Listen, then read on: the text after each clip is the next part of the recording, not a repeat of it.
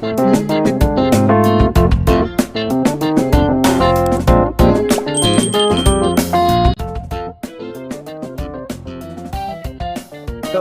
6,981. Si Emperor Stavros ay bumuga ng isang subo ng dugo habang ang huling pisikal na clone ay sumabog. Laking gulat niya. Ang bawat isa sa kanyang libong pisikal na clone ay nagtataglay ng lakas ng Soma Declan rank. Lahat sila ay nawasak ng isang welga mula sa misteryosong babaeng ito. Na-curious siya sa nakakatakot na lakas na ito. May mali. Itinuro ni Emperor Stavros si Lysia. Parang pamilyar ka. Parang kilala kita. Ganun ba? Ngumisi si Lysia habang nakaakimbo ang braso. Bibigyan kita ng pagkakataong sabihin ang kalokohan mo. Ikaw si Phronadimer. Si Emperor Stavros ay napabulala sa takot. Isa ka sa 9 na Kailoros Gods of Nothingness, ang Diyos ng Propecia. Nanatiling kaakit-akit ang mukha ni Lysia habang nakangiti ng hindi sumasagot. Imposible. Kaagad na itinanggi ni Emperor Stavros ang kanyang hula. Si James ay isang hamak na nilalang na nabubuhay. Paano niya posibleng ipatawag ang Diyos ng Propecia? Ito ay dapat na isang ilusyon. Habang nagsasalita siya, ang kanyang katawan ay sumabog sa nakakasilaw na liwanag. Ang kanyang mga sugat ay agad na gumaling, at ang kanyang kapangyarihan ay nadouble. Hahaha. James Caden, sa tingin mo kaya mo akong linlangin sa mga ganyang pakulo? Ikaw ay tanga. Ngayon, hayaan mong ipakita ko sa iyo ang tunay na kapangyarihan ng isang Path Emperor at ang mga kahihinatnan ng pagkagalit sa akin. Iniabot niya ang 2 daliri kay Lysia, at isang nakakatakot na sinag ng liwanag ang bumungad. Sa pagharap sa napakalaking bilis at lakas na ito, agad na umakyat si Lysia sa himpapawid at sumakay sa sinag ng liwanag habang siya ay sumusugod patungo kay Emperor Stavros. Poof! Poof! Poof! Poof! Nang dumating si Lysia sa harap ni Emperor Stavros, naghatid siya ng libo-libong flying kicks sa kanyang mukha. Gayunpaman, ibinaling niya ang kanyang ulo at pinalipad siya. Sa susunod na sandali, ang sinag ng liwanag ay bumaril at tumagos sa pormasayo ni James na may isang dumadagandong na kalabog. Langgam ka lang na halos hindi pa nakakaabot sa Declan Mahayana rank. Sa tingin mo kaya mo akong saktan? Pumunta sa impyerno. Umikot si Emperor Stavros at binato ng suntok si Lysia. Basag. Sinalo ni Lysia ang suntok ngunit napagtanto niyang hindi niya ito kayang labanan sa kanyang lakas. Sa desperasyon, pinaulanan niya ng 10,000 kidlat ang suntok. Kunin mo iyan, matandang geezer. Beats! Beats! Beats!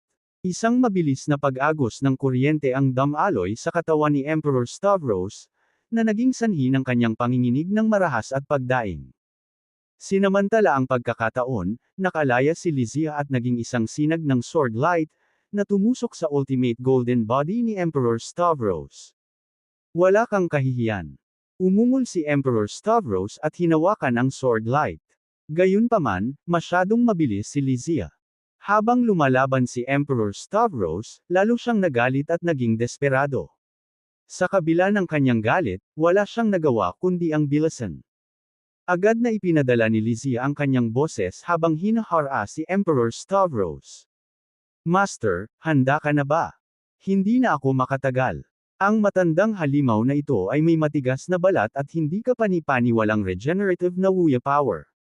Guro, tulungan mo ako. Hahaha, maliit ka. Sa tingin mo kaya mo akong haminin? Si Emperor Stavros ay tumawa ng baliw. Kabanata 6,982. Sa kritikal na sandali, isang asul at pulang anino ang sumugod mula sa kawalan ng pormasayon. Inikot nila ang 2 phantom na kamay na may hawak ng Licious Sword Light, mabilis na umiikot at nabali ang mga kamay ng 2 matalim na bitek.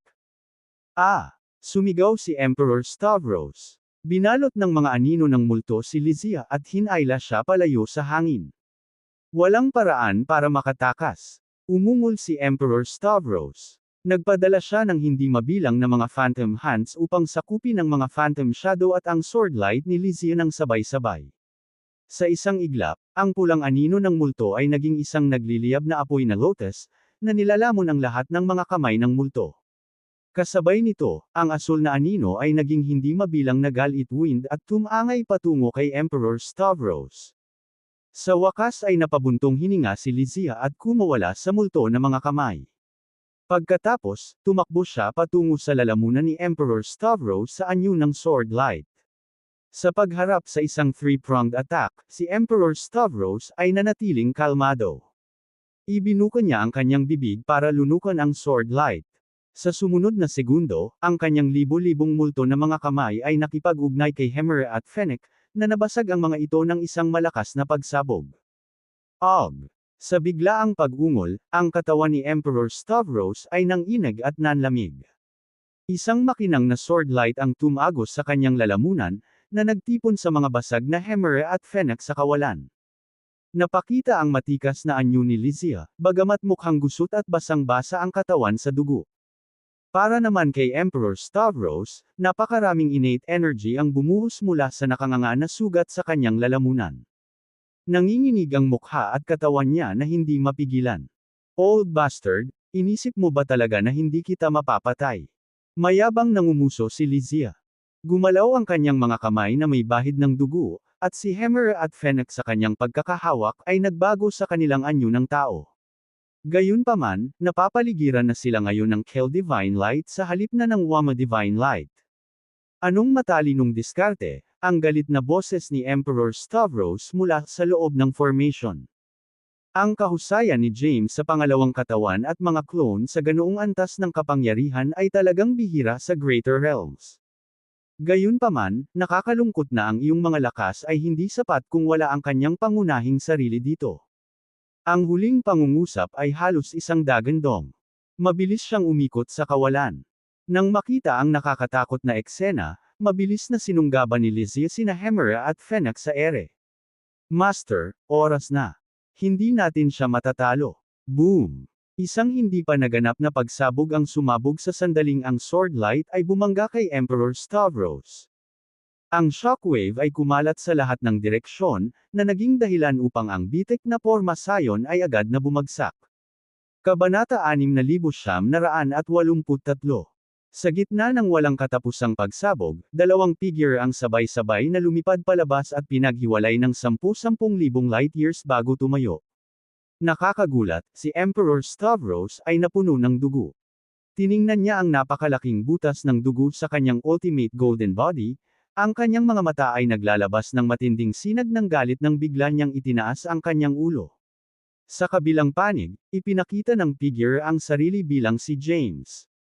Gulo-gulo ang buhok niya, tumutulo ang dugo sa gilid ng bibig niya. Gayunpaman, nagsuot siya ng isang mabangis na ngiti na puno ng diwa ng labanan. Sa wakas nagpakita ka na. Sinabi ni Emperor Stavros sa pamamagitan ng pagngangalit ng mga ngipin. James Caden, hindi ko inaasahan na magiging ganito kakalakas.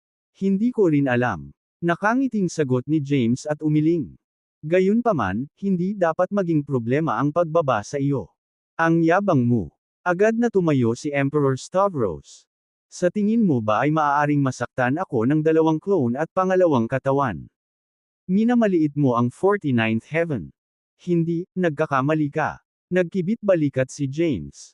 They weren't my clones. All of them were second body. My real clone is here. Habang nagsasalita siya, inactivate ni James ang kanyang Zen para ipatawag ang 49 na primordial spirits clones, na nakapalibot kay Emperor Stavros. Nang makita ito, ang paghamak sa mukha ni Emperor Stavros ay napalitan ng pagkabigla. Ang 49 primordial spirits clones ay talagang bihira sa mundong ito. Ito ba ang kapangyarihan ng Three Treasures Integration? You'll see the true Three Treasures Integration soon, sabi ni James na may mahinang ngiti. Bago iyon, bibigyan kita ng pagkakataong mabuhay bilang paggalang sa isang matandang kakilala. Ang galit ni Emperor Stavros ay tumaas. Sa iyo lang, nagsasalita ng mayabang.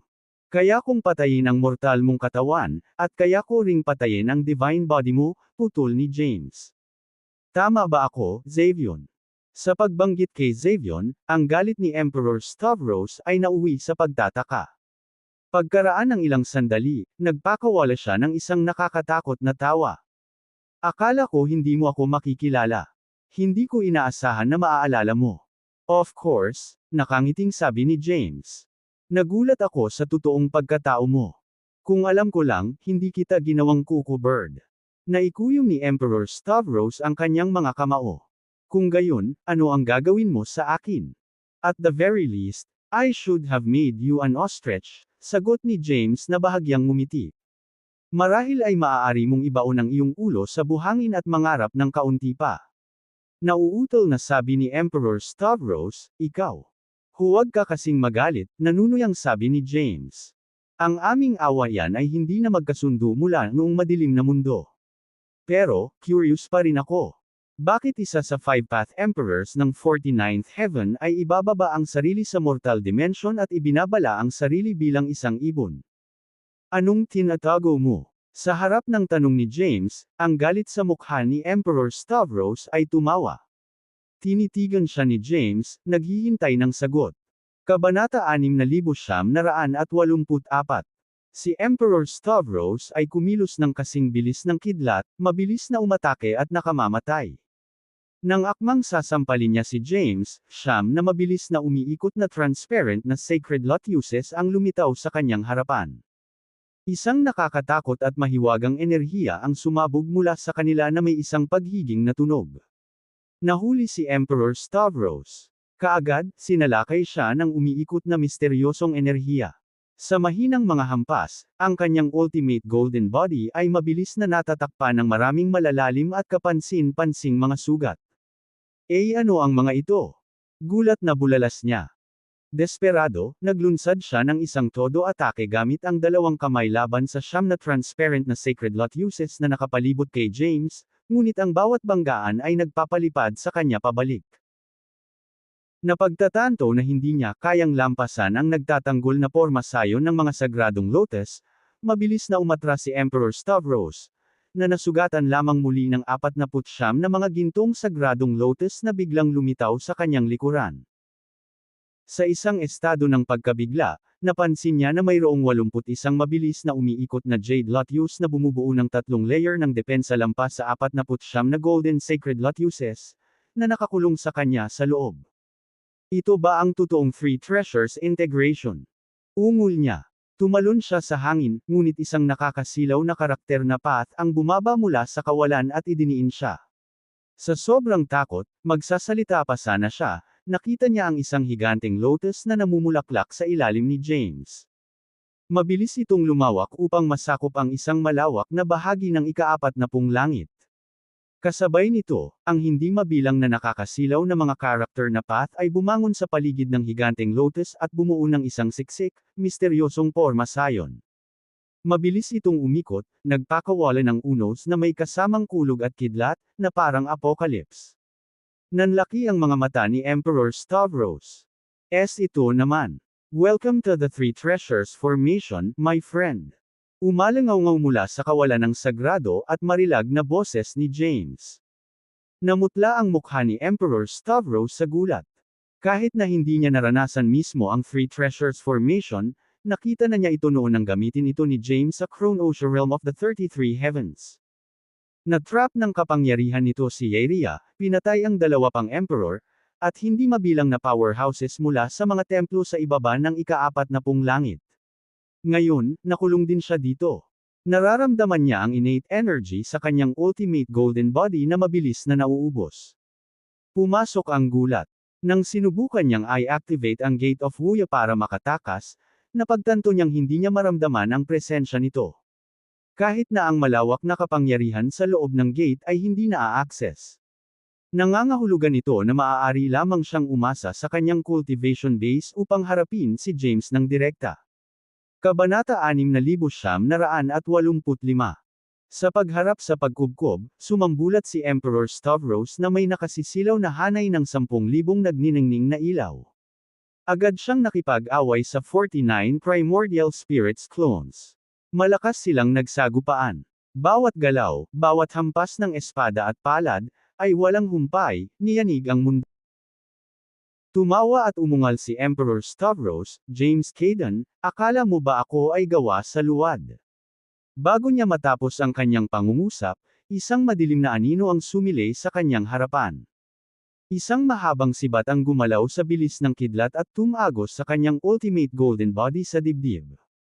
Sa natulala na sandaling iyon, napagtanto niyang kahit papaano ay nakalapit si James, may hawak na itim na sibat na kumikinang na may masamang pulalilang liwanag.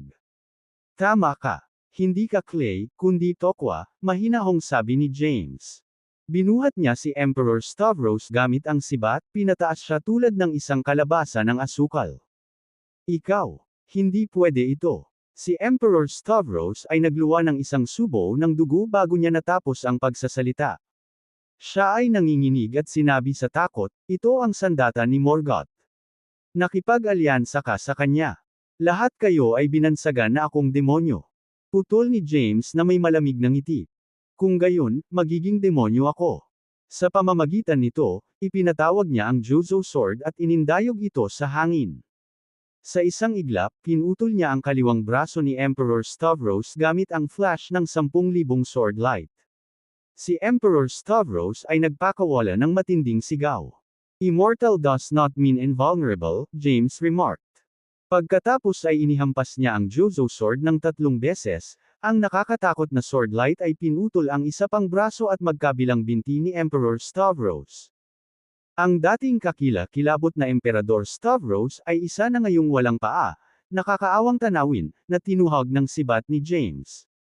Tumagos sa kalangitan ng kanyang mga hiyawan, umaalingaw sa buong Woenfinite Formation. Sa labas ng Three Treasures Formation, pinatay ni Thea ang nasa katanghaliang gulang na babae at banihag sina Hati at Zachariah. Natigilan sila sa mga hiyawan na nagmumula sa loob ng formation. Kabanata 6,986. Nang makita ang biglaang pangyayari, natisod sa takot sina Zachariah at Hati. Halos mahulog sila sa kawalan. Kalmadong itinaas ni James ang kanyang kamay at inihagi si Emperor Stavros, na nakagapos ng Jozo Sword, sa paanan ni Thea. Pagkatapos, dahan-dahan siyang nagsalita, sige, pwede ka nang lumabas. Isang flash ng purple-red light ang lumitaw sa katawan ni James, na nagbunyag ng soul consciousness ni Morgoth. Ikayong lahat. Pinandilatan ni Emperor Stavros ang kaluluwa nina James at Morgoth na may halong pighati at galit. Mga rebeldeng demonyo, mamamatay kayong parang aso. Si James, minumura niya tayo. Sinunggaban ng kamalayan ng kaluluwa ni Morgoth si Emperor Stavros. Hayaan mong putulin ko muna ang dila niya. How dare you? You insane devil, you. Si Emperor Stavros ay pinalipad ng suntok ni James bago niya natapos ang kanyang mga salita. Kung tutuusin, isa siya sa 5 Path Emperors. Sayang lang ang pagpatay sa kanya, sabi ni James. Tapos, humarap siya kay Thea. Darling, I will leave him to you. Please absorb his cultivation base, para mas magaan ang pakiramdam ko. Pagkarinig nito ay tumingin si Thea kay James na para bang isa siyang halimaw. Sa kabilang banda, ang kamalayan ng kaluluwa ni Morgoth ay nagsuot ng nakakainggit na ekspresyon. Gusto niyang magsalita pero pinigilan niya ang sarili. Hindi. Huwag. Hindi mo kaya. Sumigaw si Emperor Stavros sa matinding paghihirap. I can pledge allegiance to you. We can become allies. Inilibot ni James ang kanyang mga mata. Sapat na ang naranasan ko sa mga kasinungalingan mo sa Dark World. Sino ang nangangailangan sa iyo bilang kakampi? Hindi naman sa ganoon. Napakamot ng ulo si Emperor Stavros. Hindi ako si Xavion. Isa ako sa 5 Path Emperors.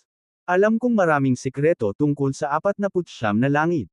Bago siya makatapos, pinaandar ni James ang Chaosian niyang eyes, na binalot siya sa kawalan. Ang isang masusing paghahanap ng kaluluwa at ang paggalugad ng kanyang 5 energies ay agad na nagsiwalat ng lahat ng kanyang mga iniisip at impormasyon. Nang makarating sa Declan Mahayana rank, hindi na kailangan ni James ng mga lihim mula sa kanyang mga kalaban.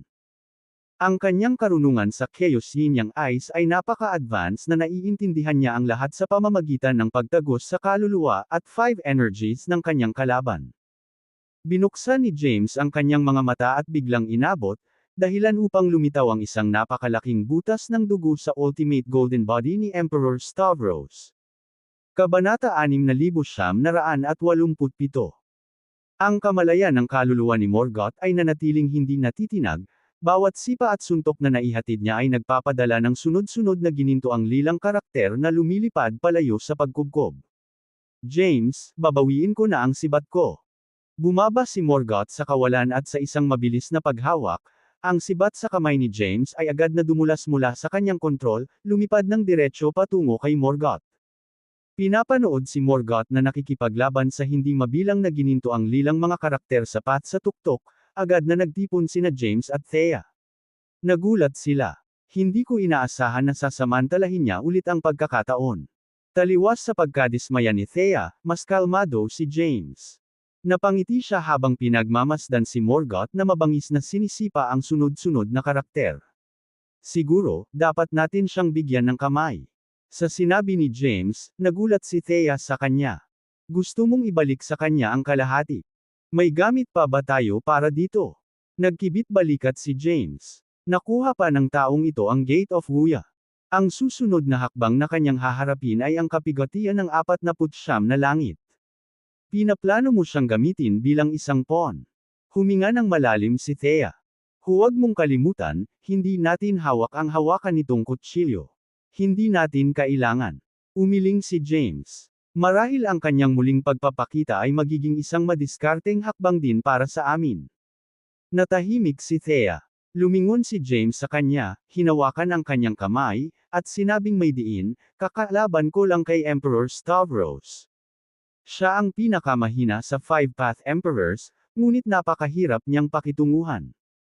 Kung sinamantala niya ang pagkakataong gamitin ang Gate ng Wuya sa simula pa lang, nang hindi nasagasaan ni Lysia, Hemera, at Fennec, baka hindi ko siya matalo ngayon, o kaya ay nasugatan siya. Dahan-daang pumikit si Thea. Ang 5-path emperors ay ang pinakamataas na kapangyarihan sa Greater Realms. Kakapasok lang namin sa Declan Mahayana rank at katatapos lang ng 3 treasures integration. May malaking gap sa lakas, sigurado iyon, pero walang kung.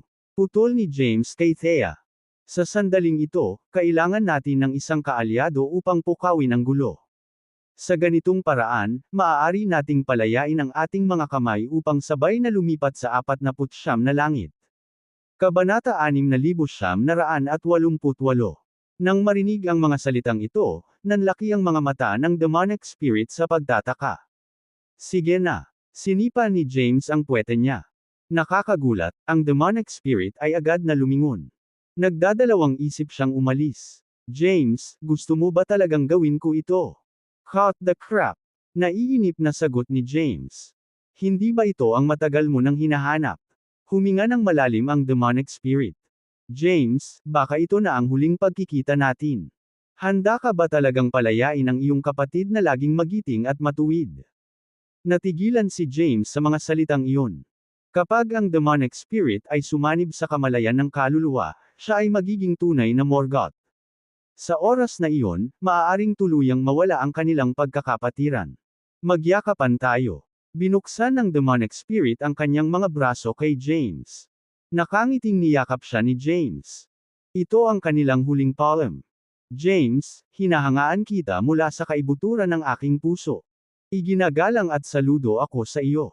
Kaya, kung ako ay isang espiritu o ang pangunahing sarili, hindi nito mababago ang katotohanan na tayo ay magkapatid sa buhay at kamatayan. Walang hanggan ang magkapatid, sabay tayong sumusulong at umatras.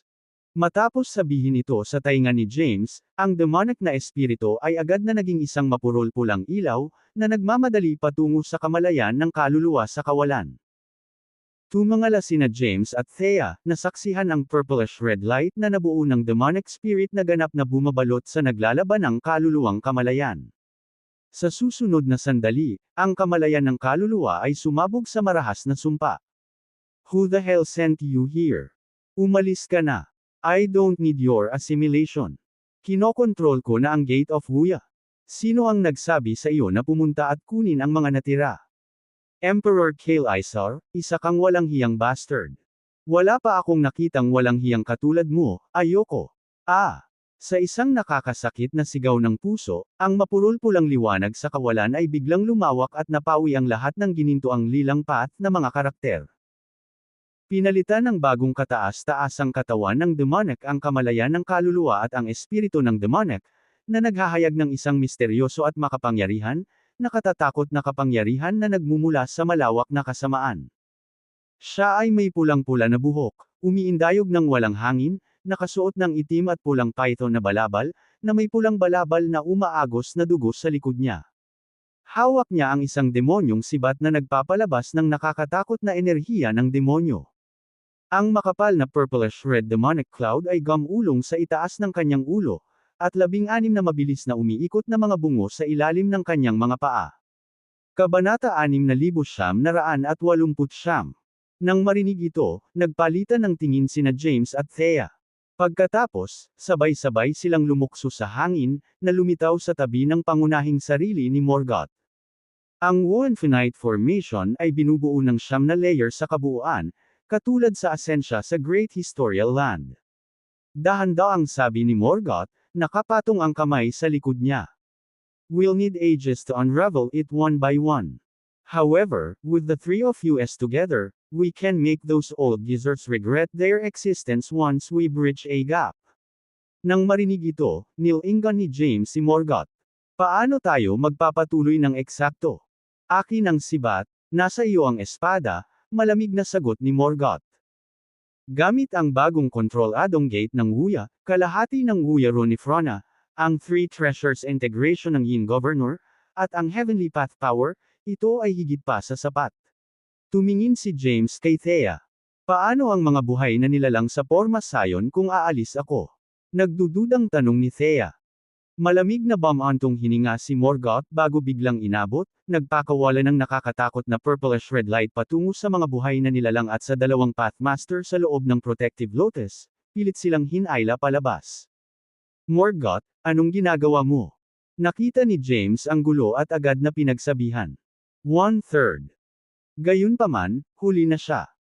Sa isang iglap ng malademonyong liwanag ni Morgoth, lahat ng nabubuhay na nilalang na inilabas niya mula sa mga di-orthodox na paksayon at mga sekta ay nilamon ng buhay, ninakawan ng anumang pagkakataong tumugon.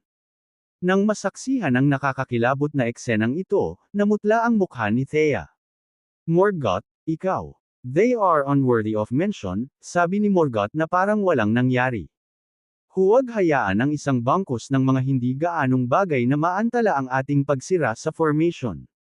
Binibigyan mo ako ng mukha, ha? Galit na sabi ni James. Nakalimutan mo, ako ang Panginoon ng mga buhay na nilalang. Kumalma ka. Tinapik ni Morgoth ang balikat ni James. At least hindi mo sila kapatid. Mamamatay ang lahat kung hindi natin masira ang Wohenfinite Formation, at naabot na nila ang nararapat nilang kapalaran. This left James speechless. Ngayong wala na ang mga alalahanin ng gobernador ng Yin. Nagkibit balikat si Morgoth kay James. Sa wakas maibibigay na natin ang lahat. Natahimik si Thea. Makinig kang mabuti sa mga hakbang para masira ang Porma Sion, dahan-daang sabi ni Morgoth. Kabanata 6,990. Samantala, naramdaman ni na Emperor Kadir at Emperor Drogo, na nakatalaga sa pinakamataas na punto ng ika-40 langit, ang hindi pangkaraniwang pagbabago-bago ng Wohenfinite Formation. Naalarma, agad nilang pinakawala ng kanilang supernatural power, nagbuhos ng hindi mabilang na malawak na innate energy sa Wohenfinite Formation upang patatagin ito. Emperor Kadir, hindi mo ba ito masyadong kainahinala? Tanong ni Emperor Drogo. Inikat ni Emperor Kadir ang kanyang balbas at unti-unting pinaikit ang kanyang mga mata. Ang biglaang pag-activate ng Wohenfinite Formation ay dapat dahil si Emperor Stavros at ang Diablo ay nakikipaglaban. Sa mga salitang ito, nagulat si Emperor Drogo. Kung ganoon ang kaso, hindi ba dapat nating ipahiram ang ating tulong? Paano tayo tutulong? Ngumisi si Emperor Kadir. Matatagpuan mo ba ang kapangyarihan ng kapigatian ng Wohenfinite Formation, o kaya ko bang makayanan ang pagharang ng napakaraming karakter ng Path?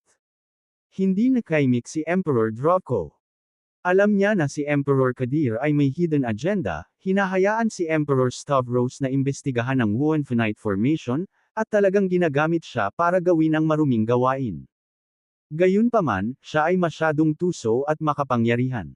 Hindi siya naglakas loob na ipahayag ang kanyang galit. Emperador Drogo. Nagtanong si Emperor Kadir na may nawawalang interes. Sa tingin mo, sobra na ba ang pagkakaroon ng 5 Path Emperor sa 49th Heaven? Namula ang mukha ni Emperor Draco. Are you suggesting na kahit ang sekta ko ay kailangang lipulin? Hindi. Tumawa si Emperor Kadir at umiling. Sinasabi ko lang, sa kasalukuyang magulong panahon ng Greater Realms, ang 49 na langit ay hindi dapat magkaroon ng napakaraming tinig na may ganitong mga pangyayari. Unity of Command ay ang paraan upang pumunta.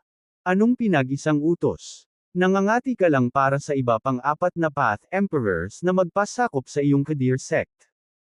Kung mangyari iyon, kahit na umakyat ka sa posisyon ng Supreme Path, ikaw ay magiging katumbas ng Path mismo, tunay na magagawang pag-isahin ang Greater Realms. Bahagyang napabuntong hininga si Emperor Kadir nang makita ang patuloy na pananahimik ni Emperor Draco. Si Emperor Simeon at Emperor Stavros ay parehong pinakamalapit na disipulo ng Waitara Path. Ang kanilang debosyon sa landas ay higit pa sa iyo at sa akin. Tingnan mo kaming dalawa, kami ay mga panlabas na disipulo lamang sa 12 disipulo ng landas. Kahit na sa aming mga kakilakilabot na talento at mataas na base sa paglilinang, walang garantiya na makukuha namin ang pabor ng Waitara Path. Sa puntong ito, naunawaan ni Emperador Draco ang lahat. Maging si Emperor Simeon o ang kanyang sarili, pareho silang tinak sa panig ni Emperor Kadir. Sa isang kahulugan, mas nananakot sila kaysa kay James at ang gobernador ng Yin na nakulong sa Woenfinite Formation. Ipinaliwanag din nito ang ambisyon ni Emperor Kadir, na hindi lamang tungkol sa pag-iisa sa 49 na langit o ganap na pagkontrol sa Greater Realms. Nais niyang pigilan ang mga buhay na nilalang sa Waitara Path mula sa pagbabalik, upang walang hanggang sakupin ang posisyon ng Supreme Path, upang patuloy na mamuno sa buong Greater Realms. Ang kanyang ambisyon ay maging ang kataas-taasang landas na hindi isang kataas-taasang landas, upang maging ang tunay na walang koro ng hari. Matapos mag-isip ng ilang sandali, napangiti si Emperador Draco. Emperor Kadir, alam mo ba ang sinasabi mo? Siyempre, ngini siya ni Emperor Kadir. Ang tanong ay kung gusto mong magpatuloy sa paglalaro ng pipi. Hindi ako nagdududa sa iyong lakas at ambisyon. Masayang sabi ni Emperor Draco.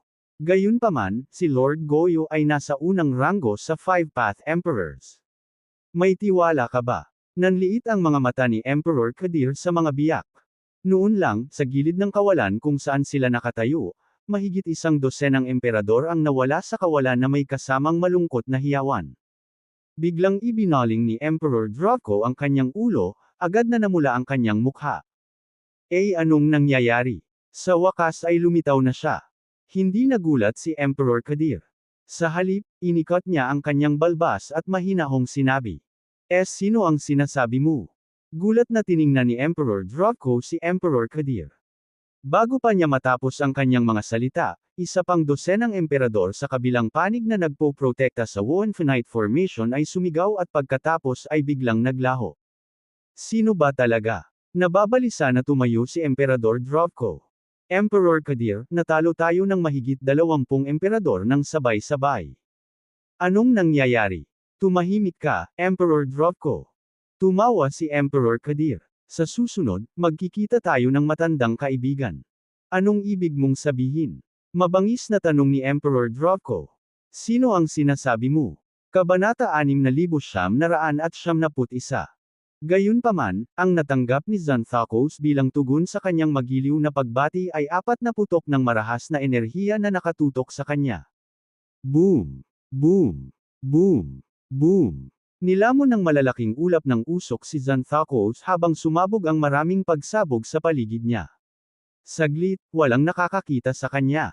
How could you guys act so barbaric? Where are your manners? Umalangaw-ngaw ang boses ni Xanthakos sa galit at galit. Si James, Morgoth, Thea, at Lysia ay naghiwalay at umatake mula sa 4 na panig. May mga tunog ng pagsabog at pag-aagawan ng mga armas nang mawala silang 4 sa likod ng ulap ng usok kung nasaan si Xanthakos. Ang lahat ng iyon ay nangyari ng napakabilis na kahit si Yulia, na isa ring Path Emperor, ay walang magawa at manood na lamang sa gilid. Higit sa lahat ng kaguluhan, ang masa ng mga gray na gas na nabuo ni Taichu ay mabilis na umiikot. Umalangaw-ngaw ang boses ni Taichu sa kalawakan. Chosen One, huwag kang mahulog sa kanyang panlilinlang. Mawawala ito sa iyong panig kung ang grupo mo ay ipapadala sa Gate of Mystery. Tulad ng babala ni Taichu kay James, isang bola ng Bonewar Light ang lumitaw at nagliwanag ng maliwanag sa tabi kung saan nagaganap ang labanan. Makalipas ang ilang segundo, bumukas ang isang napakalaking pinto at bumukas. Sa loob nito, iba't ibang kakaiba, malalakas na enerhiya ang naghalo at umiikot sa loob ng isang malawak na espasyo. Kahit na tila higit sa quadrillions ng supersized black hole na sapat upang sirain ang lahat ng mundo ay nakapaloob doon. Habang lumiliwanag ang Bonewar Light, isang napakalawak na puwersa ng pagsipsip at malakas na hangin ang nalikha sa espasyong iyon. Parehong sina Yulia at Taichu ay agad na nag-activate ng kanilang natal protection formation upang maiwasang masipsip. Sa kabilang banda, mabilis na umatras si James at ang kanyang mga kasama kay Xanthocos. Sinubukan nilang makalayo hanggat maaari. Gayunpaman, unti-unti silang binigulan at kinaladkad pa atras dahil sa lakas ng pagsipsip. Damn it! As expected sa Gate of Mystery. Malakas na reklamo ni Morgoth, siguradong hindi nag-aksaya ng oras si Xanthocos sa nakalipas na milyon-milyong entrepok sa pagpapahusay ng kapangyarihan ng gate. Habang sinasabi niya iyon, nagpadala si Morgoth ng mabilis at malakas na pagsabog patungo sa Gate of Mystery gamit ang Tyrant Spear. Gayunpaman, walang nangyari nang ang pag-atake ni Morgoth ay dumaan sa pintuan at halos agad na nawala. James, subukan mong gamitin ang Wuya Demon Slayer Sword. Kung hindi, mahihigop tayong lahat. Sigaw ni Morgoth. Sa isang iglap, pinagsama ni James ang Jozo Sword at naging isang magandang espada na nagniningning gamit ang Sunwar Light. Sa pagbabagong anyo, nagawang makawala ni James mula sa pagkakahawak ng mahiwagang puwersa ng pagsipsip. Whoosh! Sa anyo ng espada, binaril ni James si Thea at pinutol ang puwersa ng pagsipsip na humila sa kanya papunta sa gate. Sa halip na mag-teleport, iniunat ni Thea ang kanyang mga braso at ginawa ang Three Treasures Integration. Isang napakalaking lotus ang lumitaw sa ilalim niya. Ang lotus ay nagmula sa Sunwar Light. Sa kabila ng nakapalibot na Bonewar Lights, ang Sunwar Light ay lumawak at umikot ng mabilis, na pinapanatili ang malakas na puwersa ng pagsipsip sa labas. Samantala, pinalaya din ni James sina Lysia at Morgoth sa pamamagitan ng pagputol sa puwersa ng pagsipsip na nakadikit sa kanila. Pagkatapos, mabilis niyang itinulak ang dalawa patungo sa gitna ng lotus ni Thea.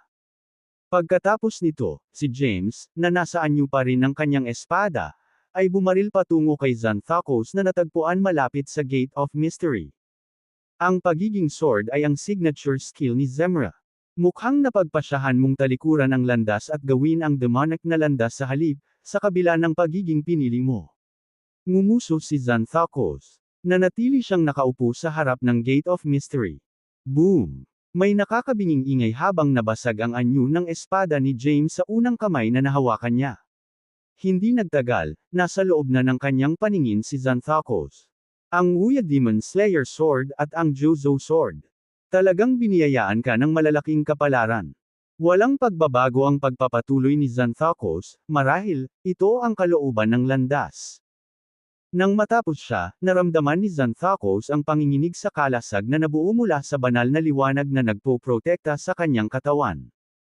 Nagkaroon ng matalim, hindi kanais-nais na ingay kasunod noon. Tinusok ng espada si Xanthocos' ultimate golden body, na nagbutas sa kanyang dibdib.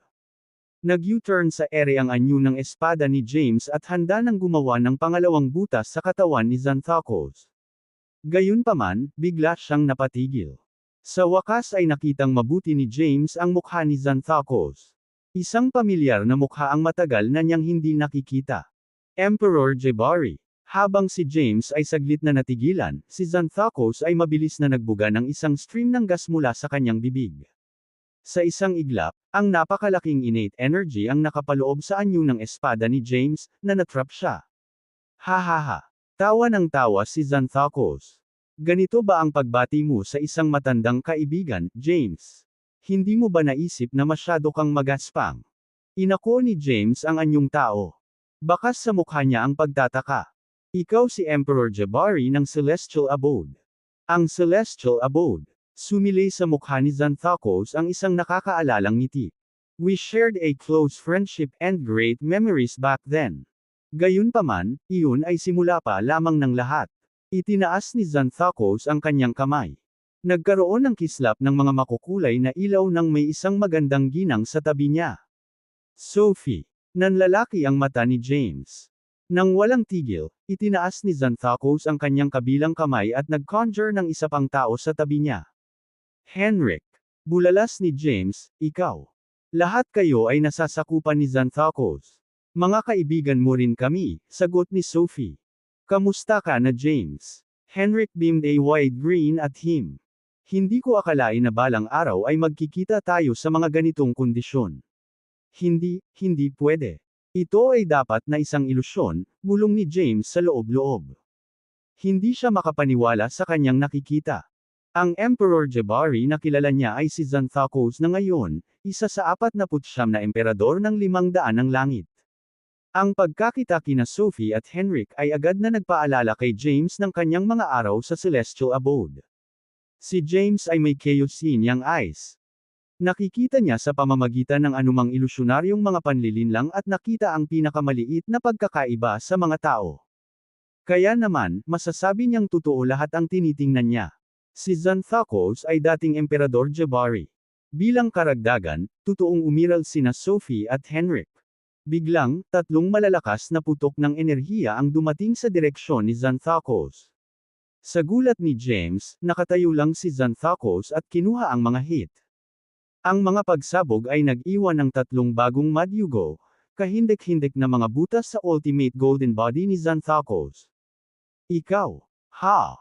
Parang natarante si James. Ano ang nangyayari? Ngumiti si Xanthocos kay James gayunpaman.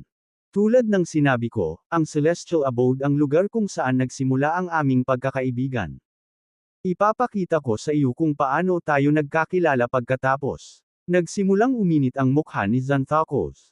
Makalipas ang ilang segundo, bumungad ang isang gwapo at nakakagulat na pamilyar na mukha. Laking gulat ni James. Nakilala mo ang mukha na ito sa Zephyria World hindi nagtagal pagkatapos mong makarating sa Genesis World. Ito ay kung paano nagsimula ang aming pangalawang pagkakaibigan. Nag-init ang galit ni James sa puntong iyon. Itinaas niya ang kamay at pilit na itinulak ang palad niya paarap.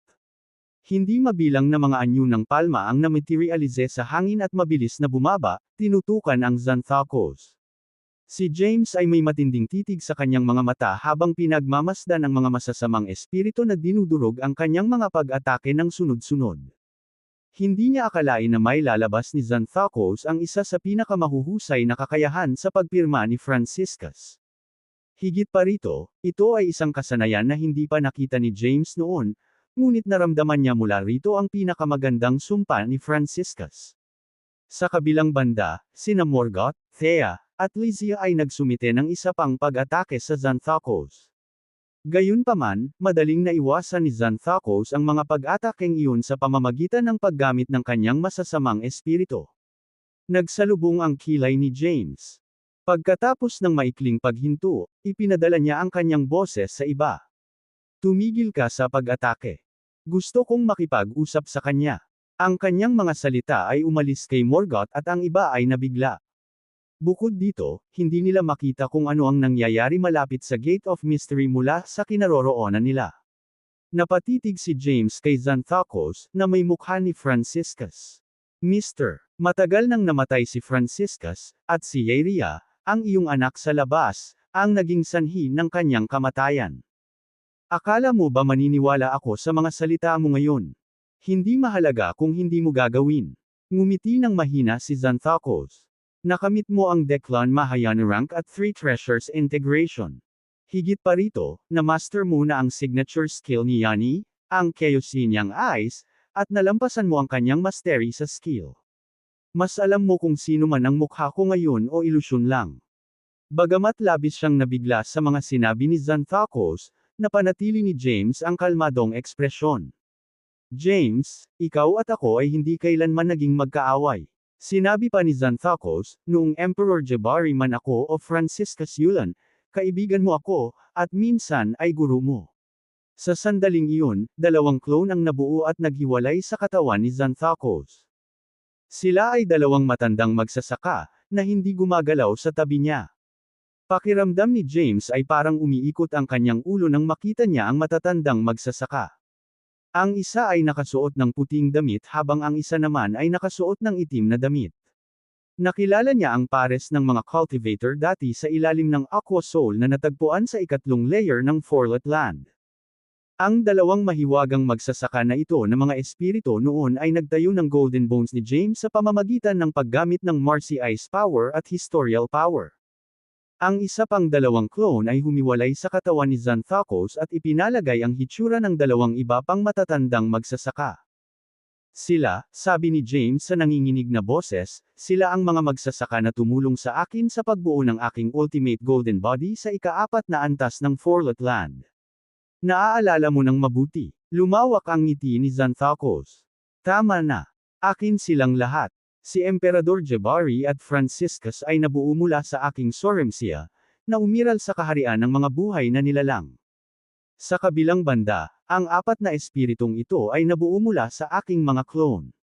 Nasa state of shock si James. Siya ay nagkaroon ng isang madaling araw na realisasyon habang tinitingnan niya ang lahat ng mga pamilyar na mukha, na ang mga pag-iral ay hindi may kakaila na totoo. All this time, minamanipula siya na parang tupi na may kwerdas. Gayunpaman, si James ay walang kahit isang palatandaan kung ano ang nangyayari sa kanya. Dapat magpaliwanag si T simula sa bahagi ni Emperor Jabari. Napabuntong hininga si Xanthocos.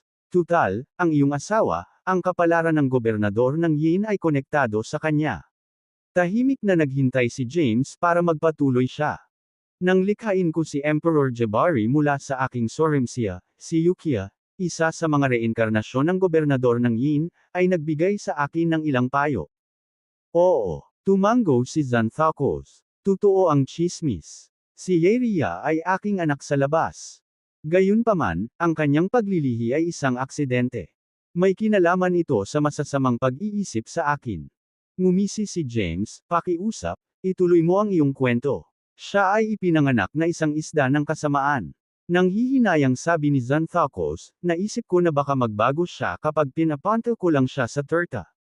Hindi ko akalain na ipagkakanulo niya ang Turta sect at kukunin ang Xyloria Tai Chi Pearl para sa kanyang sarili. Nagtagumpay pa siya sa libo-libong kapigatian at naging Helloria Tai Chi. Sa puntong iyon din siya at ang gobernador ng Yin ay nagsimulang magkaroon ng sama ng loob sa isa't isa. Pinaikit ni James ang kanyang mga mata. Narinig na niya ang tungkol sa mga salungatan at masamang dugo sa pagitan ni Yeria at Thea bago ito. Ang paglalarawan ni Xanthocos sa mga pangyayaring iyon na dumating pagkatapos ay halos tumugma sa alam na ni James. Alam ni Yeria na ang gobernador ng Yin, ang huling nilalang na Alcide, ay walang kamatayan. Ang tanging magagawa niya ay pilitin ang gobernador ng Yin na muling magkatawang tao. Sa makatuwid, ginamit niya ang lahat ng paraan na mahahanap niya bilang Tai Chi at pinadaan si Thea sa 80 reinkarnasyon. Ayon kay Xanthocos, ang gobernador ng Yin ay talagang mamamatay kung siya ay muling magkatawang tao ng higit sa 81 beses.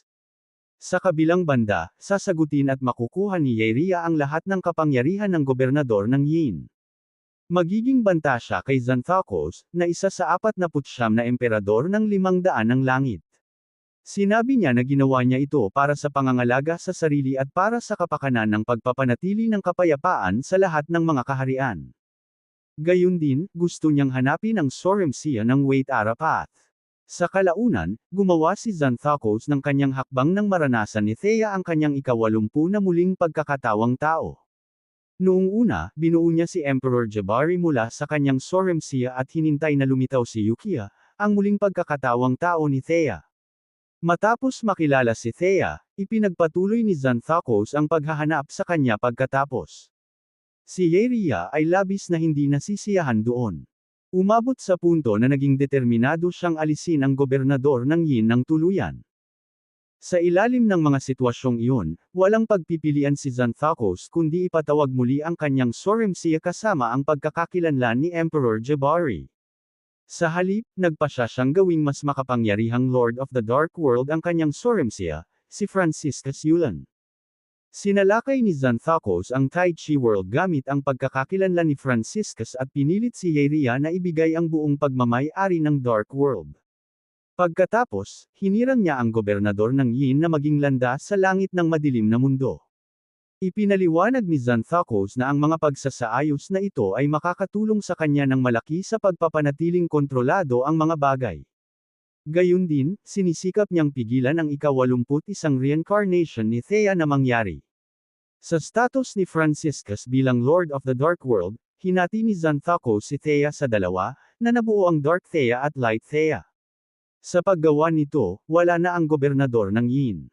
Hindi maisakatuparan ni Yeria ang kanyang mga plano na puksin din ang gobernador ng Yin. Kung tungkol sa kung ano ang nangyari pagkatapos, alam ni James ang karamihan sa mga detalye. Matapos ayusin ang isyo, itinala ni Xanthocos ang pagpanaw ni Franciscus at ipinatawag ang kanyang soremsia. Ang natitira ay kasaysayan. Ikaw, alam mo rin ang tungkol dito. Tumawa si James at nagtaas ng kamay. Nagkaroon ng kislap ng Wama Divine Light habang si Lizia ay nagkatawang tao sa tabi niya. Nang makita niya si Lizia, bumaril si Xanthocos sa kanyang mga paa. Siya ay nahuli ng tuluyan. Ang novel ay i-update araw-araw. Bumalik at magpatuloy sa pagbabasa bukas, lahat. Surprise, surprise. Inihayag ni Lizia. Napakunot ng noo si James nang makita ang gulat na ekspresyon sa mukha ni Xanthocos. Gusto mo pa bang makasabay sa akto? Sa tabi niya, si Lizia ay ngumiti rin ng misteryoso. Ikaw. Sinama ng tingin ni Xanthocos si Lizia. Naku, nagpasya kang gawing komplikado ang mga bagay. Doon ko naisip na mas matalino ka rito. Matare na sagot ni Lizia, sa kabilang banda, dahil sa sobrang talino mo ay nabulag ka ng kasakiman.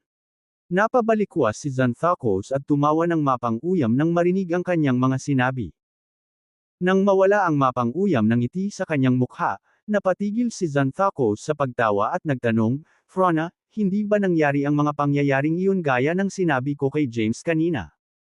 Kung wala ang tulong ko, ang isang tao na tulad niya ay maaaring maging katumbas ng kung ano siya ngayon. Napabuntong hininga si Lizia at tumingin kay James. Naniniwala ka ba sa mga sinabi niya? Nagkibit balikat si James. Nagsasabi siya ng totoo. Wala akong nakitang senyales ng ilusyon sa aming pag-uusap. So, I think hindi naman mali ang statement niya. Ang kanyang pahayag ay hindi mali. Tumango si Lizia. Gayunpaman, ito ay lubos na kaduda-ang. I see, masiglang tugon ni James. Sa kabaligtaran, tumigas ang mukha ni Xanthocos. Kung ito ay bilang Emperor Jabari o Franciscus Yulan, ang taong ito ay nakatulong sa iyo sa maraming bagay. Ipinaliwanag ni Lizia, gayunpaman, ang kanyang tunay na intensyon ay ihanda ka para magamit kanya para makamit ang kanyang mga layunin. Bumaling muli ang tingin ni Lizia kay James. Sa madaling salita, isa ka lang sa mga nakasangla niya.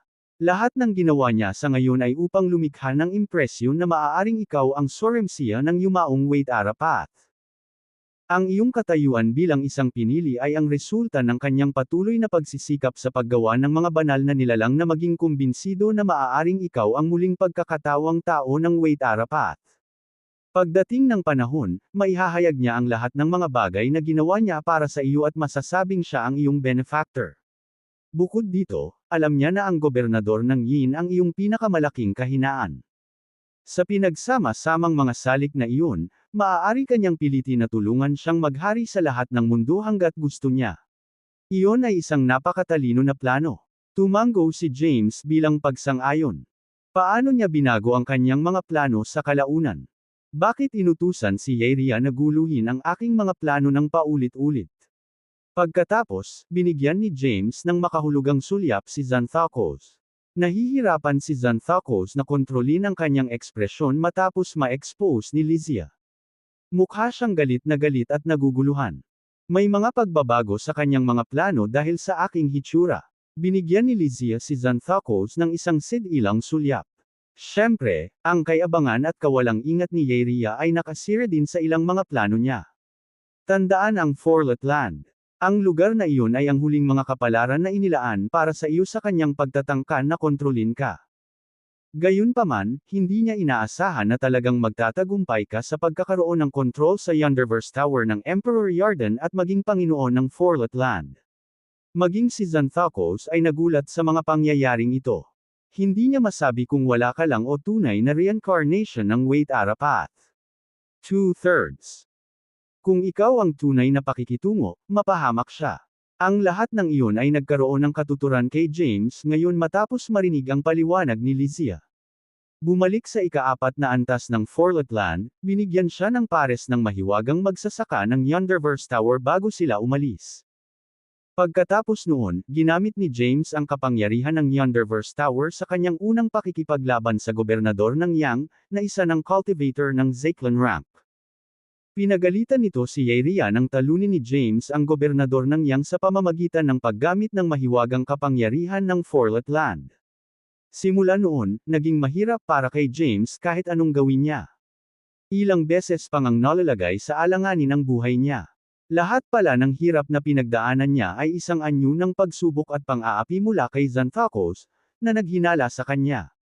Frona.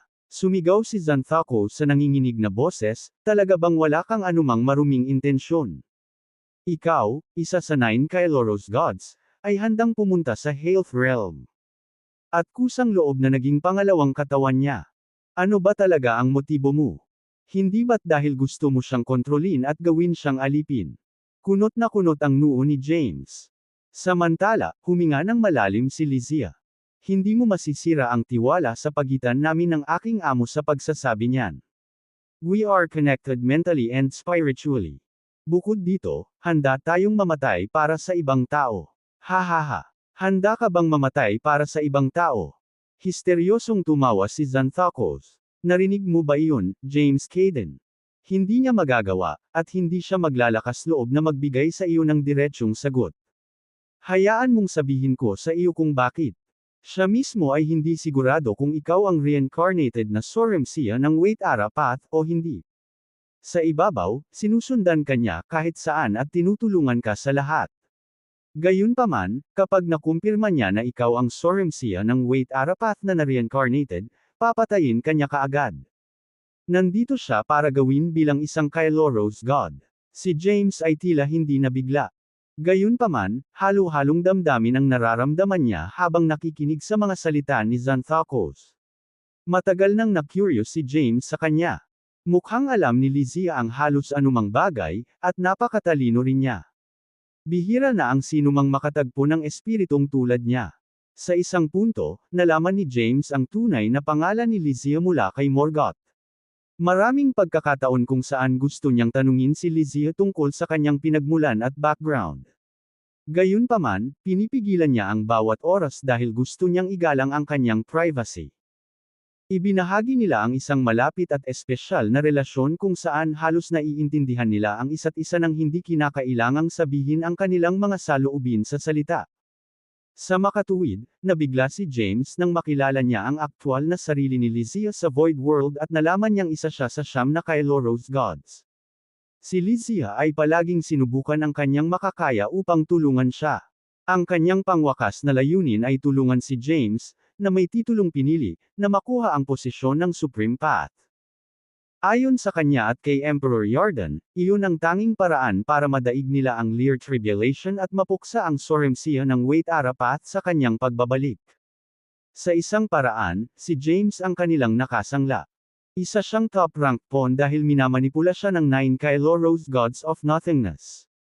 Siyempre, sinabi ng 9 Kailoros Gods of Nothingness na sinusubukan lang nilang pumili ng kanilang susunod na pinuno.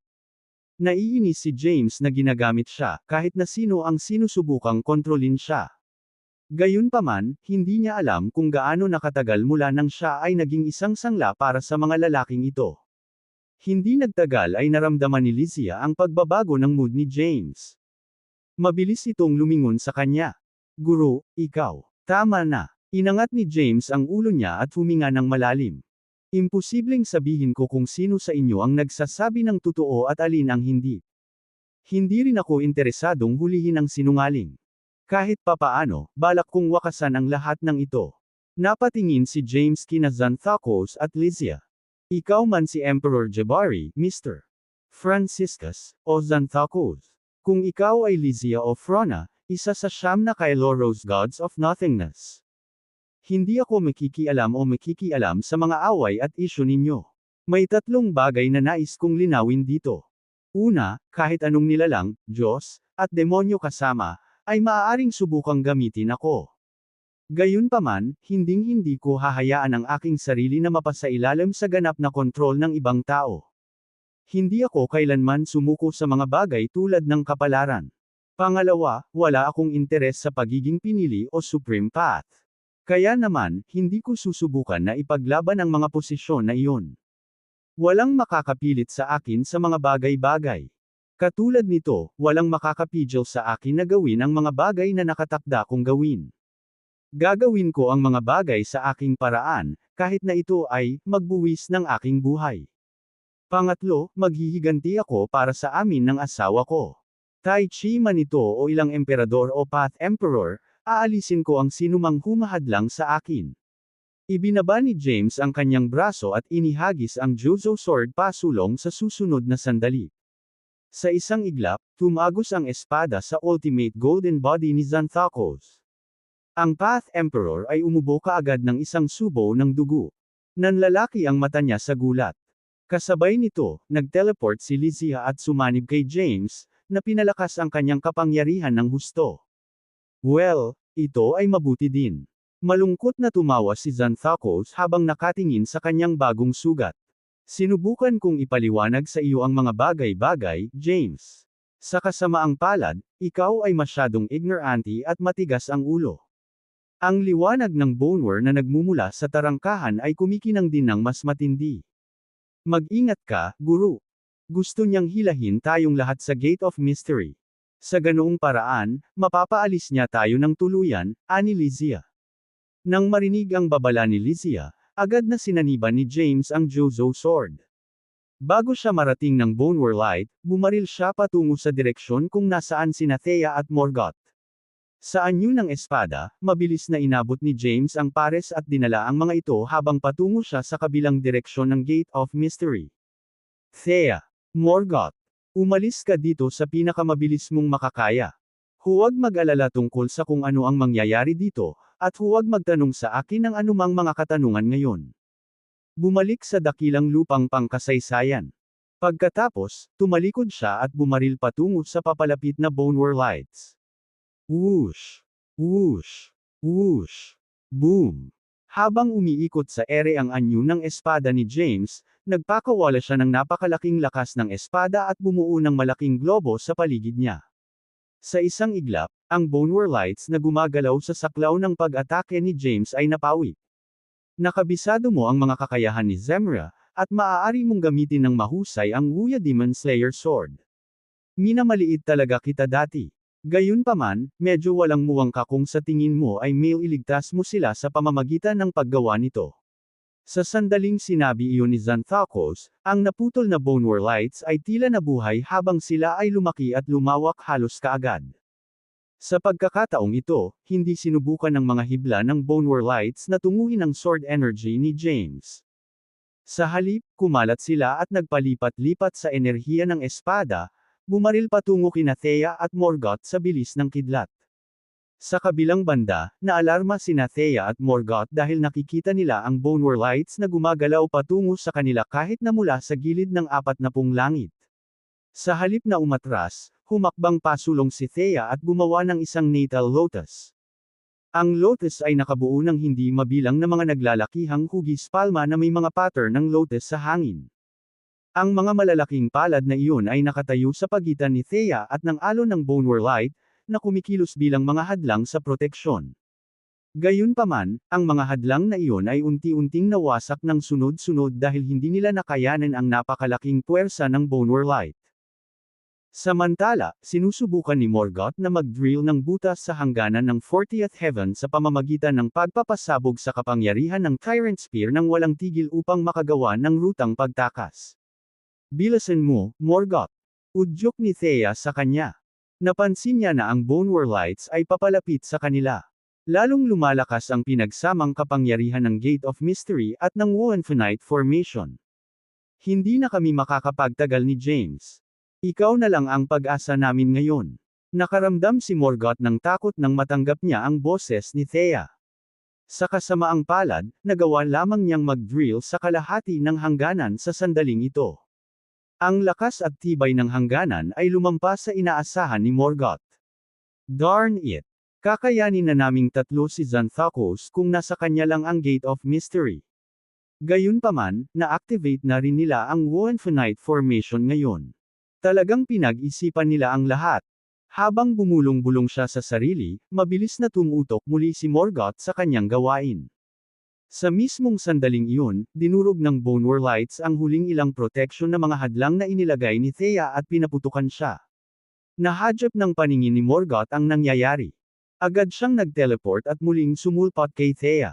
Gamit ang Tyrant Spear, pinakawalan ni Morgoth ang mga kapangyarihan nito at hinarangan ang Bonewar Lights. Sa parehong oras, napansin ni Morgoth at Thea na ang alon ng Bonewar Light na tumutulak sa kanila ay kakaibang nabawasan sa lakas at bilis nito. Habang nakatingin sila sa malayo, nakikita ng mag-asawa na pinananatili ni James ang posisyong nakaupo sa itaas ng isang dambuhalang, dahan-daang umiikot na lotus. Ang tatlong uri ng pamumulaklak ay umikot kay James habang tila sinisipsip ang Bonewar Light sa paligid ni James. Parehong tinitigan ni Morgoth at Thea ang tanawing nasa harapan nila ng may bilugan na mga mata. Isinasapanganib niya ang kanyang sariling buhay upang bigyan tayo ng oras. Pumikit si Thea. Morgoth, gamitin mo ang anumang paraan na mayroon ka at umalis ka rito. Kailangan kong manatili at harapin ito sa kanya.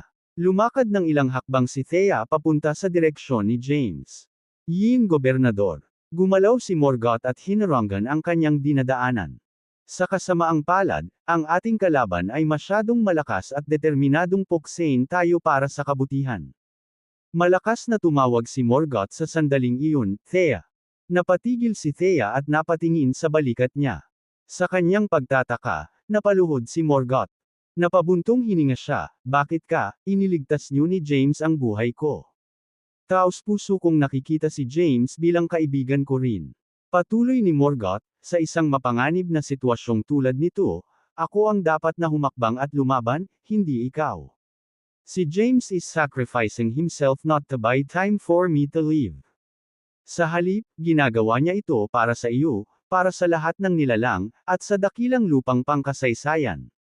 Kung nanatili ka, hindi makakapag-focus si James sa pagkakaroon ng full-on battle sa Xanthocos.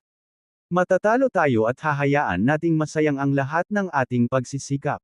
Si James ang pinuno ng lahat ng nabubuhay na nilalang. Marami siyang mabubuting kaibigan at kasama. Siya rin ay may responsibilidad na protektahan ang mga buhay na nilalang. Sa makatuwid, hindi natin maaaring hayaan si Xanthocos at ang kanyang mga tauhan na makakuha ng kanilang paraan. Kailangang magkaroon ng puwersa na magpapanatili sa mga lalaking iyon na mag-ingat at mag-ingat. Sandaling natigilan si Thea matapos marinig ang taos-pusong salita ni Morgoth. Hindi niya akalain na ang bagong pinagsamang Morgoth ang magpapasya nito. Nauubusan na tayo ng oras, kaya ibabahagi ko ang isang lihim na makakatulong sa iyo na makatakas dito, nagmamadaling sabi ni Morgoth, ang Hokon ay umiiral kahit saan at kahit saan. Dahil ikaw na ang may-ari ngayon, maaari kang palaging gumawa ng pagbubukas sa espasyo at pumasok sa Hokon. Magagawa mong takasan ang Wohenfinite Formation at maglakbay pabalik sa Great Historial Land. Kung gayon, dapat mong bantayan at ipagtanggol ang nag-iisang lugar na nagdadala ng legacy ni James. Sa ganoong paraan, magkakaroon pa tayo ng pangalawang pagkakataon para makaganti. Nagtaas ng kilay si Thea. Kung ganoon, dapat sabay tayong umalis. Hindi ito gagana. Mariing sinabi ni Morgoth, kailangan naming harangan ni James ang mga ilaw mula sa Gate of Mystery para magkaroon ka ng sapat na oras para makatakas. Ipatawag ang Spatial Gate sa Hokon at umalis ka agad. Bilisan mo. Pagkasabi niyon, nagpakawala si Morgoth ng mahinang ungol at ipinadala ang kapangyarihan ng Tyrant Spear para itulak paatros ang pader ng Bonewar Light. Sa masakit na ekspresyon, ipinikit ni Thea ang kanyang mga mata at huminga ng malalim. Masasabi niya na hindi ibinunyag ni Morgoth ang pamamaraan sa simula dahil ang isang tao ay tiyak na isasakripisyo kung gagawin nila ang pagpipiliang ito. Para mabayaran si James, handang isakripisyo ni Morgoth ang sarili para matulungan si Thea. Kaya naman hindi na dapat mag-alinlangan o mag-aksaya pa ng oras si Thea dahil ang kawalan niya ng pag-asa ay maaaring maging sanhi ng pagkawalan ng lahat sa kanila. Bukod pa rito, nakamit ni Morgoth ang immortalidad. Sa Three Treasures Integration, naging immortal din si James ngayon. Kahit nasipsipin silang dalawa sa Gate of Mystery, makukulong lang sila sa loob ng espasyong iyon. Sa hinaharap, gagampanan ni Thea ang pangunahing papel ng pagpapalaya sa kanila mula sa gate. Pagkatapos ng ilang sandali ng pagsasaalang-alang, mabilis na ipinatawag ni Thea ang isang special na gate sa Hokon. Sinulyapan niya si Morgoth, na nagsisikap na pigilan ang pag-usad ng Bonewar Light. Sabi niya, sabihin mo kay James na bawal kayong dalawa na mamatay. Sa isang kislap ng Warfreeze Light, agad na nawala si Thea at ang gate sa lugar. Pagkaalis niya, umubo ng dugo si Morgoth. Hindi nagtagal, dumating siya sa tabi ni James, na gumaganap pa rin ng Three Treasures Integration. Nagtataka, biglang bumukas ang mga mata ni James. Naantig si James sa ginawa ni Morgoth dahil alam niya kung ano ang ibig sabihin ng pagtulong ni Morgoth kay Thea na makatakas. Ang balitang nakarating si Thea sa kaligtasan ay nagbigay din kay James ng matinding kaginhawahan. Xanthocos. Sumigaw si Morgoth, bumalik na ako. The last time we meet was millions of entropics ago, right? Maghanda para mamatay. Nakaupo pa rin si Xanthocos at nakita ang Gate of Mystery ilang hakbang lang sa likuran niya. Iminulat ng lalaki ang kanyang mga mata at ngumisi ng masama. Emperor Kaleisar, bakit sa tingin mo ay magtagumpay ka sa pagkakataong ito? Nasa tabi namin kami ni James. Inilabas ni Morgoth ang kanyang baba. Nakakalungkot, ikaw ay nag-iisa. Natunaw si Xanthocos sa pagtawa nang marinig ang mga pahayag na iyon. Ang pinagsama-samang kapangyarihan mo ay halos wala. Ha! Bago pa siya makatapos, nakita ni Xanthocos si James na nakabuka ang kanyang mga braso. Sa isang kisap mata, hindi mabilang na mga bola ng liwanag ng espada ang itinapon palabas. Whoosh! Whoosh! Whoosh! May mga tunog ng mga bagay na humihiwa sa hangin habang ang mga bowl ang iyon ng liwanag ng espada ay lumipad patungo sa mga emperador at kataas-taasang nilalang na matatagpuan sa paligid ng 40 langit. Sa loob ng ilang segundo, sinalakay ang mga taong iyon. Ang mga bola ng liwanag ng espada ay tumagos sa mga ginintoang katawan ng mga lalaking iyon, na agad na pinatay ang ilan sa kanila. For Amant, ang mga tao ay nagsisisigaw sa sakit, at ang dugo ay tumalsik sa lahat ng dako. Karaniwan, mas mabilis talunin ang isang tropa kung susukuan lang muna natin ang pinuno nila. Nagsimula si James, gawin natin ang kabaligtaran ngayon, Morgoth. Wala namang mawawala sa amin. Magbabayad kami ng malaking halaga para sa pag-trap sa atin dito sa Gate of Mystery at ng Wohenfonite Formation. Naintindihan agad ni Morgoth ang plano ni James. Inihagis niya sa hangin ang Tyrant Spear. Sa isang iglap, nahati ang sibat at nabuo ang libo-libong anino na sibat. Ang mga sibat ng anino ay sumunod sa mga kataas-taasang nilalang, sunod-sunod na nilipol ang kanilang mga target. Hahaha. Palagi akong humanga sa iyong mabilis na pagpapatawa, James. Tama ka. Dahil kinukulong nila tayo rito, dapat tayong magbayad sa pamamagitan ng pagpatay sa lahat ng kanyang mga nasasakupan at mga alagad. Pagkatapos, bumangon si Morgoth at tinungo ang tumatakas na mga Supremo na nilalang at mga emperador din. Maging si Xanthocos ay hindi na napigilan ang sarili habang pinagmamasdan ang nakakatakot na tanawin sa kanyang paligid. Damn it! Ang supladong demonyong iyon. Lumipat si Xanthocos. Nakatutok ang mga mata niya kay Morgoth. Sa sandaling iyon, ipinakita ni James ang Terrace Astride Step at ang Dawnblaze Form. Lumakad siya ng ilang hakbang at hamarang sa dinadaanan ni Xanthocos. Gamit ang Jozo Sword sa kanyang kamay, pinalabas ni James ang Sunwar Light sa kabuuan. Nandito na ang kalaban mo. Galit na sumigaw si Xanthocos, James, ikaw at ako ay magkaibigan. Seryoso ka bang gustong kumampi sa demonyong iyon at maging kaaway ko? Hindi mo ba nakikita ang lahat ng tumatangging sumunod sa iyong utos bilang mga demonyo? Mataray na sagot ni James, the Emperor Jabari and Mr. Franciscus na nalaman kong hindi katulad mo. Para sa akin, nawawala sila o wala na sa mundong ito. Hindi ikaw sila. Ikaw na walang utang na loob na binata. Sinabi ni Xanthako sa nagngangalit na mga ngipin, ipapakita ko sa iyo kung ano ang mangyayari sa mga nagtataksil sa akin. Binago ni Xanthakos ang kanyang braso bilang isang espada at sumugod kay James. Kasabay nito, naglabas siya ng maraming clone, na umikot kay James at sinisingil sa kanya. Samantala, umakyat siya sa totoong Xanthakos at sinimulan siyang labanan. Nagkaroon ng iba't ibang karanasan sa labanan si James. Bukod dito, nakatanggap siya ng tulong mula sa pangalawang katawan ni Fennec, Hemera, at Lysia. Tulad ng para kay Xanthakos, siya ay sanay sa paggamit ng kanyang katawan upang lumikha at pagsamahin ang iba't ibang mga pag-atake ng epektibo.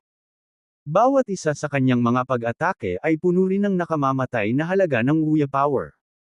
Ang nakahiwalay na 40th Heaven ay nabasag pa dahil sa mga pagyanig. Samantala, lumitaw ang isang gate sa isang tahimik at desyerto na lugar. Matapos lumabas sa Woenfinite Formation, lumabas si Thea sa gate at nakarating sa lugar na iyon. Ha! Nanlaki ang mata niya. Nasaan ako? Matagal na akong naghihintay dito. Isang monotonous na boses ang nanggaling sa kanya noon. Mabilis na lumingon si Thea at may nakita siyang tao sa di kalayuan. Sa kanyang pagtataka, isang napakarilag at kurbadang ginang ang nakatitig sa kanya ng may matinding titig. Layla. Nagsalubong ang kilay ni Thea. Nagkamali ka. Hindi ako si Layla. Walang ekspresyong tugon ng ginang, ako si Yulia Dropko, isa sa 5 Path Emperors mula sa 49th Heaven. Nalaglag ang panga ni Thea. Layla at Emperor Dropko. Magkamukha silang dalawa. Para silang iisang tao. Nagkataon lang ba ito? Pagtataka ni Thea. Yin Governor. Malamig na tawag ni Yulia, nako, hindi. Hindi ka pa kumpleto. Thea na lang ang itatawag ko sa'yo. For old time's sake, I'll help pass on the message to him. So, may last words ka ba para sa kanya? Pinaikit ni Thea ang kanyang mga mata. Ikaw si Emperor Draco, at ikaw rin si Layla. Huwag mo nang banggitin ang pangalang iyon. Nagtaas ng boses si Yulia. Ako si Yulia. Nang walang anumang babala, sinugod niya si Thea. Hindi mabilang na mga porma ng palad ang na-materialize sa hangin. Habang ang mga palad na iyon ay kumikinang ng maliwanag sa Sunwar Light, bumaba sila kay Thea sa susunod na sandali. Sa kabila nito, kalmadong inabot ni Thea ang kanyang mga braso at nag-conjure ng maraming umiikot na sagradong lotus para ipagtanggol ang sarili laban sa pag-atake ni Yulia. Sumiklab ang labanan nang makarating si Yulia sa kinaroroonan ni Thea. Nang hihinayang, kakabisado lang ni Thea sa Three Treasures Integration. Wala pa rin siyang karanasan sa paggamit ng kasanayan. Si Thea ay halos umasa sa kapangyarihan ni Tai Shi para makamit ang Declan Mahayana rank. Madali sana para sa kanya na talunin ang isa pang Declan Mahayana rank cultivator. Gayunpaman, ang kanyang kasalukuyang kalaban ay ang Emperador Dropko, na nagmamay-ari ng Gate of Creation. Sa isang punto, ginawa ni Yulia ang Gate of Creation. Nagawa niyang sipsipin si Thea sa gate at binawasan ang kanyang cultivation. Boom! Gumawa si Yulia ng isang putok na nagpalipad kay Thea ng libo-libong liwanag taon ang layo. Tapos, nag-teleport siya at naabutan si Thea. Sabay-sabay, itinaas ni Yulia ang kanyang kamay at bumuo ng isang magaan na espada gamit ang Sunwar Light.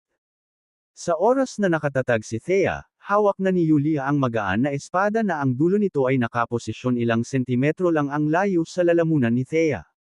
Sandaling namayani ang hindi komportableng katahimikan sa kanilang paligid. Tumingin si Thea sa magaan na espada at ngumiti ng pilit. Kahit na ipinadala ka sa Gate of Creation, mayroon ka pa ring kailangan para lumaban. Napasimangot si Thea. Talo ka pagdating sa pag-ibig. Kung tungkol sa pagganap sa labanan, ikaw ang nanalo. Iyon ang nagpapapantay sa amin. Bahagyang itinulak ni Yulia ang dulo ng espada at sinabing masakit, hindi ako nakikialam sa mga bagay na tulad ng pag-ibig. Kung hindi, matatalo ka na naman. Napangiwi si Yulia. Mawawala siya ng tuluyan. Ang katotohanang ginawa mo ay malamang na magmumalto sa iyo kahit sa iyong kamatayan. Ang mga salitang iyon ay nagpagulat at nabigla kay Yulia. Nakatayo siya doon na may blankong tingin sa mukha.